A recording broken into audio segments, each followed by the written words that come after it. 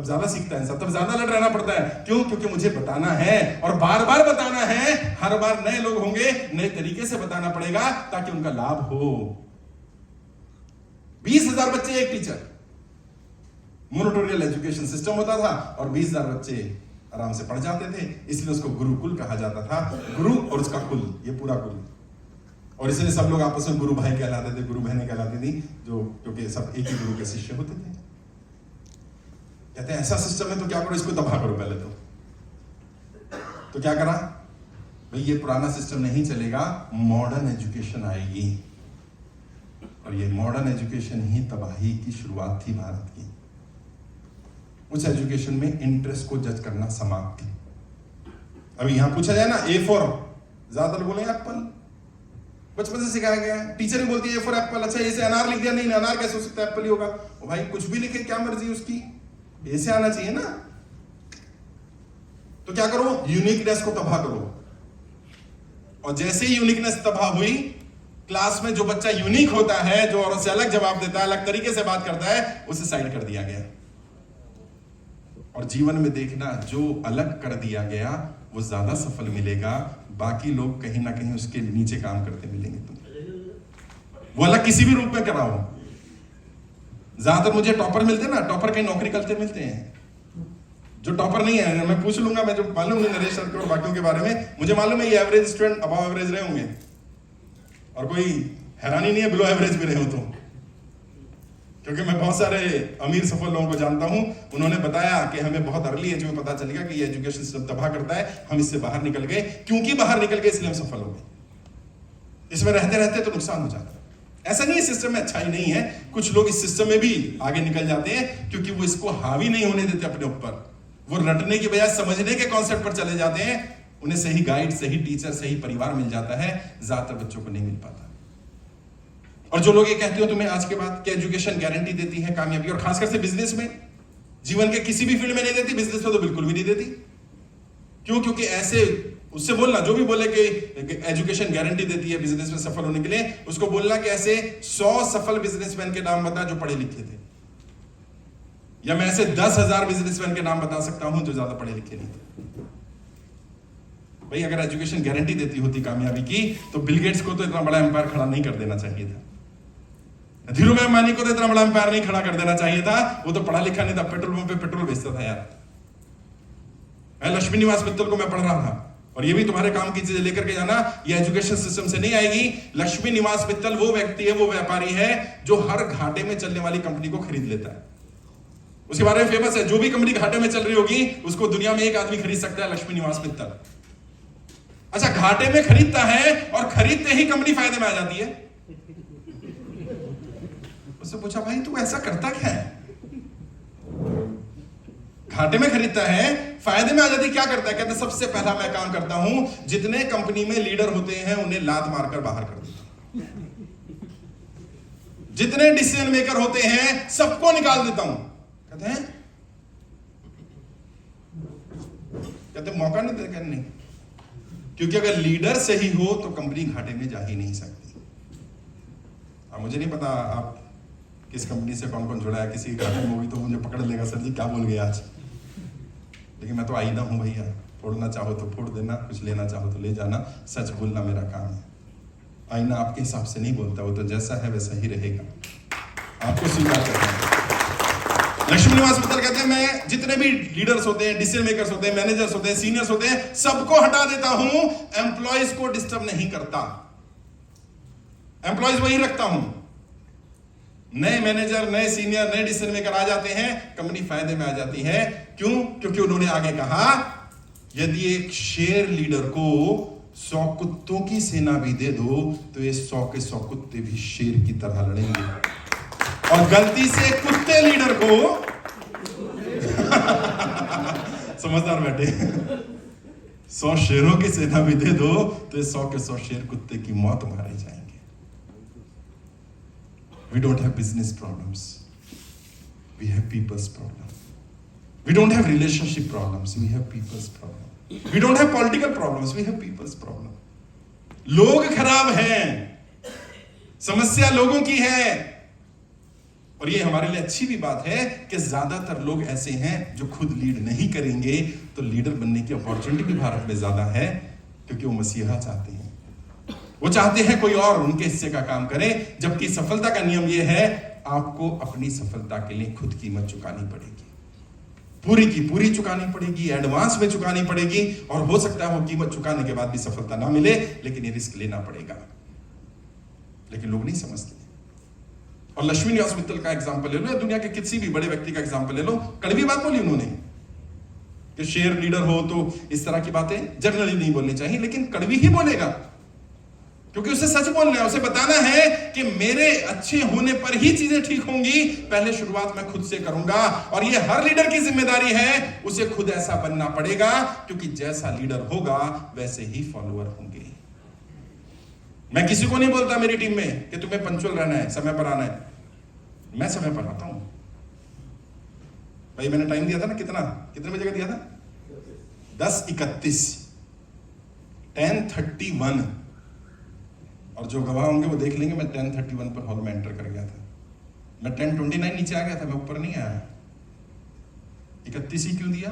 क्योंकि मेरा जब भी सेशन होता है मैं समय देता हूं 6:16, 4:16, 2:16, अच्छा 2:15 भी दे सकता हूं, लेकिन 2:15 दूंगा तो लोगों के दिमाग में आएगा 2:20 पे भी शुरू हो सकता है। 2:16 मतलब ये पंक्चुअल रहेगा आदमी। और आज मेरी टीम में कृष्णेंदु यहाँ बैठे हुए हैं, आरिफ हैं, वहां राजेश्वर बैठे हैं गुजरात से, देश के हर राज्य में मेरी टीम है। सबको पता है सर ने जो समय दिया, या तो सर आएंगे या सर की खबर आ जाएगी कि सर नहीं रहे। दूसरा काम नहीं होगा साहब, सीखा ही नहीं जीवन में। अब आपको कहीं ट्रैफिक जैम नहीं मिलता, मैं पहले मान के चलता हूं मिलेगा ही, मैं ये मानकर ही चलता हूं कि ट्रैफिक जैम मिलेगा। अभी कितना समय लगेगा? मैं अपने ड्राइवर को बोलता हूं, टीम मेंबर को बोलता हूं, भैया एक बात बता, ट्रैफिक जैम मिला कितना समय लगेगा? सर लंबे से लंबा जाम हो सकता है 5 घंटे लग जाए। मैंने तो 6 घंटे एक्स्ट्रा लेके चल। कह रहा क्या करेंगे? मैंने बैठेंगे, वीडियो बनाएंगे, डायरेक्टर में, प्रोड्यूसर में, फोन मेरे पास, चालू हो जाऊंगा जहां मर्जी। आज फेसबुक पर मुझे 7 लाख से ज्यादा लोग फॉलो करते हैं, यूट्यूब पर मुझे लगभग 2.5 लाख से ज्यादा लोग फॉलो करते हैं। दुनिया के 50 देशों में मुझे सुना जाता है। जहां जाके बैठ जाऊंगा मेरी दुकानदारी चालू, मेरे को क्या करना है?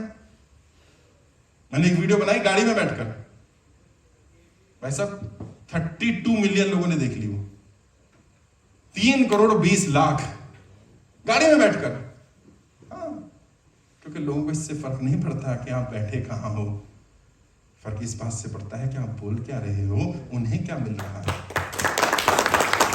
राजा सिंहासन पर बैठकर राजा नहीं बनता, राजा जहां बैठता वो सिंहासन होता भाई। शेर तो जंगल में कोई सिंहासन थोड़े लगते हैं, शेर जहां बैठा वही गद्दी है। यहां कई लोग गद्दी नहीं छूटती, वो मेरी कुर्सी पे बैठा, बताऊंगा इसे। भाई तू उसकी पे जाके बैठ जा, क्या हो गया? तुम कुर्सी से नहीं होता, सिंहासन अचीव किया जाता है जहां आप बैठेंगे। आपका कद इस बात से तय होगा कि आपने जीवन में कितना कितना बड़ा काम किया है, कौन से ऐसे एग्जाम्पल सेट किए हैं। पंक्चुअलिटी एक एग्जाम्पल है, जीवन में सेट करो कोई एग्जाम्पल अपने लिए, जिसकी गारंटी तुम तो छोड़ दो, तुम्हारे अपने तो छोड़ दो, तुम्हारे विरोधी ले सकते हो। मेरे भी विरोधी हैं, राजनीति में तो हो ही जाएंगे, क्योंकि हर कोई दुश्मनी होता है, लेकिन मेरे विरोधी भी मेरी एक ही बात की तारीफ करते हैं, ये व्यक्ति पंक्चुअल बहुत है भाई, इसने अगर कोई काम कहा है तो करेगा। ये ध्यान रखना, या तो ये कहेगा नहीं और कह दिया तो करेगा। ये शब्दों की मर्यादा रखनी सीखो। सफलता इतनी आसान नहीं है साहब, नहीं है, इतनी आसान नहीं है। और अगर आप सफलता के बारे में बात करना चाहते हो, सफलता पाना चाहते हो, सफल जीवन जीना चाहते हो, तो सफल लोगों के पद चिन्हों पर चलना पड़ेगा। और यदि इतना ही आसान होता, चंद्रू मौर्य और आचार्य चाणक्य संवाद कर रहे हैं, गुरुदेव कह रहे हैं चंद्रू राजा बनना है, बहुत मेहनत करनी पड़ेगी बेटा, संघर्ष का मार्ग होगा, मुश्किलें होंगी, परेशानियां होंगी, ये होगा वो होगा। वो प्रेम करते थे। चंद्रमा ने कहा नहीं, प्रेम नहीं कर सकते, सफल लोगों के लिए ये नहीं बना, ये मार्ग नहीं है, छोड़ना पड़ेगा। चंद्रू कहते हैं गुरुदेव क्या राजा बनना इतना कठिन काम है? गुरुदेव कहते हैं चंद्रू यदि राजा बनना इतना ही आसान होता तो ना किसी चाणक्य की जरूरत होती, ना किसी चंद्रू की जरूरत होती, कोई भी राजा बन जाता है। सफल होना होता अगर इतना आसान, 100, 200, 500, 1000 करोड़ का एम्पायर खड़ा करना इतना ही आसान होता तो मेरी, इनकी, किसी की, आपकी जरूरत नहीं थी, कोई भी हो जाता। ये आसान नहीं होने वाला है, और ये राहें मुश्किल होंगी, पथरीली होंगी, लंबे रास्ते होंगे, संघर्ष का मार्ग होगा, चलना पड़ेगा। और दोनों में से एक चीज छोड़नी पड़ेगी, या तो सफलता की इच्छा छोड़नी पड़ेगी, या आसान मार्ग छोड़ना पड़ेगा। इन दोनों का आपस में कोई संबंध नहीं है, कोई संबंध नहीं है। सफलता का मार्ग आसान होता ही नहीं, ये तो मुश्किल होगा, ये तो पथरीला होगा, इस पर तो संघर्ष होगा। और कब तक का? जीवन भर का संघर्ष होगा। ये मत समझ लेना कि कोई मंजिल आई और बस वहां आकर ठहर गए, अब कोई संघर्ष नहीं है, तब अलग स्तर का संघर्ष होगा। मुझे भी ऐसे ही लगता था कि एक लेवल पर आ जाऊंगा, उसके बाद तो क्या कंपटीशन, फिर तो कोई कंपटीशन, पता चला तेरी वहां तो लेवल ही अलग है। यहाँ बैठे ना अलग अलग लेवल के अचीवर्स, जब उसको पता चला होगा उसने 10 लाख 15 लाख का बिजनेस किया, सामने वाला को आएगा 5 करोड़, क्या करना है यार? दो ही काम है, या तो भाग लो या भाग लो। कुछ लोगों को देर में समझ में आएगी, या तो भाग लो या भाग लो, या भाग लो। आगे लोग भागेंगे, ये लोग भाग लेंगे, विकल्प चुनना पड़ेगा। सफलता वाले लोग, सफलता पाने वाले लोग, वो भागते नहीं है, वो भाग लेते हैं, वो पार्टिसिपेट करते हैं। उन्हें जब कोई चैलेंज दिया जाता है, जब कोई मुश्किल काम दिया जाता है, तो वो क्या कहते हैं? और लेकर जाना है सेंटेंस। हर सफल आदमी ने अपने कंप्यूटर, अपने लैपटॉप, अपने मोबाइल पर लिखा होता है, ये मुश्किल कार्य है इसलिए ये मेरे करने योग्य है। तो क्या करते हैं? जब कोई आसान कार्य आता है तो दूसरे को दे देते हैं। दोबारा दे रहा हूं सेंटेंस, ले जाना, दिमाग में बैठ जाए। लिखना चाहो लिख भी लो, लिखने की जरूरत नहीं होती। मैंने कहा ना, ये यहां लिखो, ये मुश्किल कार्य है इसलिए ये मेरे करने। अच्छा, कुछ लोग बोल भी नहीं रहे, करना पड़ गया तो मैं तो आसान वाला करता हूं। क्या सर जी कह रहे हैं मुश्किल कार्य मेरे करने योग्य? हाँ, दोहरा सकते हो इसको, ये मुश्किल कार्य है, वही बोले जो कर सकता हूं, जो नहीं कर सकता ना बोले। ये मुश्किल कार्य है इसलिए ये मेरे करने योग्य है। और जिस दिन ऐसा कर लोगे ना, उस दिन देखना जीवन में क्या होगा। क्रांति, परिवर्तन उस दिन से शुरू। तो क्या होगा? जो आसान काम मिलेगा दूसरे को, भाई ये तू कर, ये तू कर, ये तू कर। वो कहे साहब ये मुश्किल, अच्छा आजा मेरा वाला, ये तो मेरा वाला काम है। मेरी टीम में सब काम दूसरे लोग कर लेते हैं, जो करते हैं ये टेढ़ा है तो मेरा है। वो था ना, एक स्लोगन था, टेढ़ा है पर हाँ, तो जो टेढ़ा काम आ जाए वही वाला मेरा भैया। और जब तुम ज्यादा टेढ़े काम करने लगते हो, ज्यादा मुश्किलों को फेस करने लगते हो, तो जीवन में क्या होता है वो भी बताता हूं। समस्याएं केवल तब तक समस्याएं लगती हैं जब तक तुम उनसे भाग रहे होते हो। जैसे समस्या के सामने फेस करके खड़े हो जाते हो, समस्या का कद बढ़ना बंद। जैसे समस्या के तरफ जाने लगते हो, समस्या छोटी। भगवान श्री कृष्ण और उनके भाई दाऊद जंगल में जा रहे थे, रात का समय था। तो भगवान श्री कृष्ण ने कहा कि दाऊद थोड़ी देर आराम कर लो, फिर आगे बढ़ेंगे, और यहाँ कोई राक्षस ना आ जाए, कुछ ना आ जाए तो मैं पहरेदारी करूंगा, आप आराम कर लो। दाऊद ने कहा नहीं कृष्णा, तुम छोटे हो, तुम आराम करो, मैं पहरेदारी करता हूं, फिर तुम पहरेदारी कर लेना, मैं आराम करूं। बड़े भाई की बात मानी, भगवान श्री कृष्ण एक पेड़ के नीचे जाके सो गए। अचानक वहां एक राक्षस प्रकट होता है और वो चिल्लाकर बोलता है दाऊद से, तुम कौन हो, यहां क्यों आए, ये मेरा इलाका है, तुम्हारी हिम्मत कैसे हुई यहां आने की? दाऊद डर जाते हैं, घबरा जाते हैं। जैसे ही दाऊद डरते हैं, घबराते हैं, राक्षस का कद बड़ा हो जाता है। फिर और तेज चिल्लाकर बोलता है, तुम हो कौन, क्यों आए यहां पर, ये मेरा इलाका है, मैं मार दूंगा तुम्हें। दाऊद और डर जाते हैं और घबरा जाते हैं, और ये राक्षस का कद और बड़ा हो जाता है। फिर और तेज चिल्ला करके बोलता है, दाऊद और घबरा जाते हैं, इतने घबरा जाते हैं कि मूर्छित हो जाते हैं, और मुंह से निकलता कृष्णा। कृष्णा मुझसे निकला, मूर्छित होकर गिर गया। भगवान श्री कृष्ण की आंख खुली, उनको लगा भाई को शायद नींद आई, मेरा नाम लिया, वो सो गए हैं। भगवान श्री कृष्ण बैठा दे रहे, देख ही नहीं रहे कोई है। और राक्षस तो और बड़ा साइज का हो चुका था, और चिल्लाकर बोलता है, तुम कौन हो, यहां क्यों आए, मेरा इलाका है, मैं खा जाऊंगा, मार दूंगा तुम्हें। भगवान श्री कृष्ण कहते हैं, तू कौन होता है मुझसे पूछने वाला, तू बता तू कौन, और ये सारा जगत, सारी सृष्टि मेरा इलाका है, तू कौन? अच्छा, कद छोटा होना शुरू हो जाता है। फिर राक्षस थोड़ा और चिल्लाकर बोलता है, भगवान श्री कृष्ण और तेज बोलते हैं, और छोटा हो जाता है, और छोटा हो जाता है, इतना छोटा हो जाता है उनके हाथ पे आ जाता है। उसको राक्षस को अपनी अंटी में बांध लेते हैं, पहरेदारी कर रहे होते हैं दाऊ की। अब दाऊ सो रहे हैं, देखते सुबह होगी, दाऊ उठे नहीं, उठाते हैं, थोड़े मूर्छित है, पानी की छींटे मारते हैं, दाऊ उठते हैं घबरा के, कृष्णा चलो यहां से, यहां एक राक्षस है, हमें खा जाएगा, बहुत बलवान, बहुत शक्तिशाली है।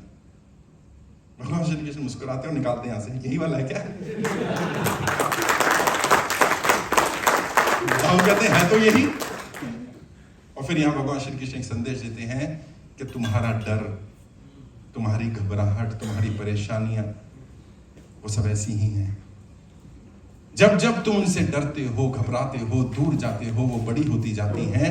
तुम्हें लगता है तुम्हें फंसा लेंगी, तुम्हें लगता है तुम्हें गिरा लेंगी, तुम्हें हरा देंगी, लेकिन जब तुम उन परेशानियों की तरफ मुड़ जाते हो तो छोटी हो जाती है। और मैं इससे आगे बढ़कर एक बात और दे रहा हूं, ये भी लेकर जाना, ये भी जीवन में बदलने वाली काम है, ये क्रांतिकारी काम होगा आज के बाद। जीवन में जितनी बड़ी समस्या होती है, उस समस्या के पीछे उतना या उससे बड़ा लाभ छुपा होता है। जितनी बड़ी समस्या उतना बड़ा लाभ छुपा होता है। तो जीवन में क्या चाहोगे, समस्याएं छोटी आए कि बड़ी आए? और तेरी, अभी तक तो समस्याओं से भाग रहे थे, अभी बड़ी समस्या चाहिए। हाँ, और ये मैं अपने अनुभव से भी बता रहा हूं, और मैं उन कंपनियों के, उन लोगों के अनुभव से बता रहा हूं जिनके साथ काम किया। उन्होंने कहा मुझे सबसे बड़ी अपॉर्चुनिटी तब मिली जब मैं जीवन के सबसे मुश्किल दौर में था। और अपने बारे में सोचना, थोड़ा सा फ्लैशबैक में जाना, तुम्हारे जीवन में सबसे बड़ा परिवर्तन तब आया जब तुम बुरे दौर से गुजर रहे थे। वो बुरा दौर ना आता तो वो फिर वो दौर नहीं आता जो अच्छा दौर था। कई लोग उस बुरे दौर में हताश हो जाते हैं, हार मान लेते हैं, गिर जाते हैं, टूट जाते हैं, छोड़ देते हैं। वो छोड़ने का समय नहीं, वो भाग जाने का समय नहीं, वो भाग लेने का समय होता है। हर समस्या, जितनी बड़ी समस्या उतना या उससे बड़ा लाभ छुपा होगा। जीवन में जब जब समस्या आए, समझ लेना समस्या कुछ देने आई है, कुछ लेने नहीं आई। ऐसे जब कस्टमर कोई आता है तो कुछ देने आता है, वो लेने नहीं आता। इसलिए कहा जाता है ग्राहक भगवान है।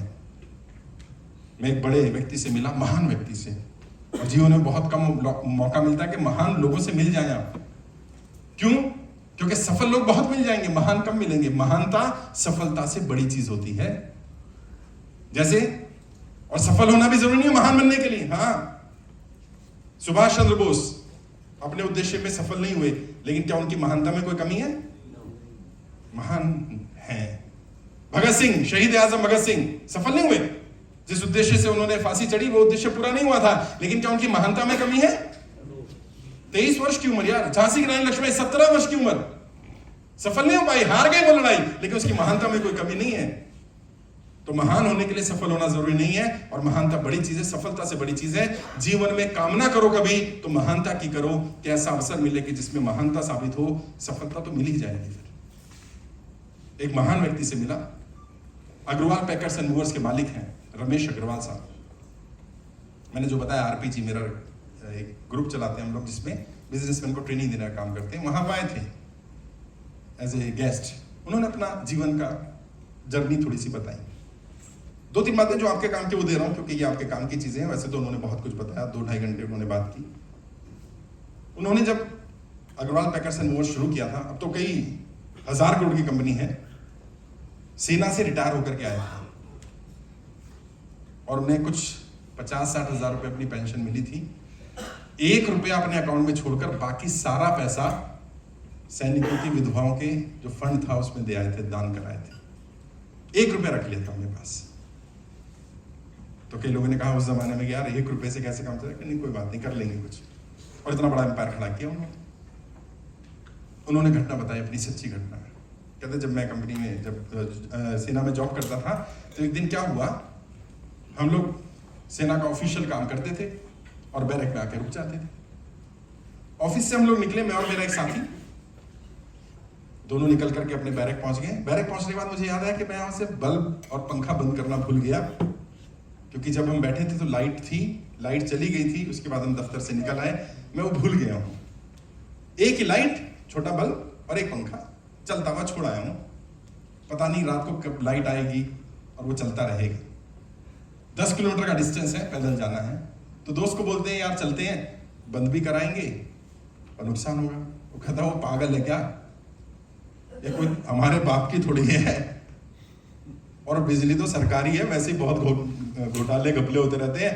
एक बिजली, एक पंखा और एक बल्ब से क्या नुकसान होगा? कहते नहीं यार, वेस्ट होगा और वेस्ट नहीं होना चाहिए। कहते हो सकता है तूने याद ना दिया हो, तेरे को याद ना रहा, तूने बंद कर दिया। कहते नहीं, मुझे याद आ रहा, मैंने तो बंद नहीं किया, तू भी कह रहा नहीं किया, तो वो खुला है।